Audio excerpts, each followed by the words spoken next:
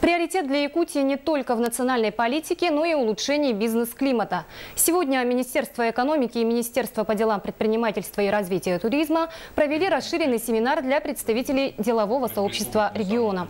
Приглашенными экспертами стали сотрудники агентства стратегических инициатив.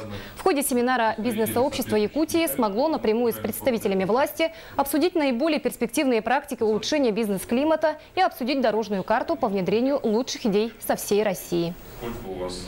Сегодняшний семинар, он ведь привез еще и лучшие практики именно в тех вопросах, которые у нас остаются проблематичными. Ну, скажем, вопросы техприсоединения, вопросы сокращения сроков строительства. Как улучшить вот эти инструменты и сделать их более благоприятными для привлечения инвесторов, для лучшего развития нашего инвестиционного климата. В 2014 году мы сформировали сборник лучших практик национального рейтинга, и одной из практик стала практика Республики Якутия. Она связана с поддержкой малого бизнеса в регионе.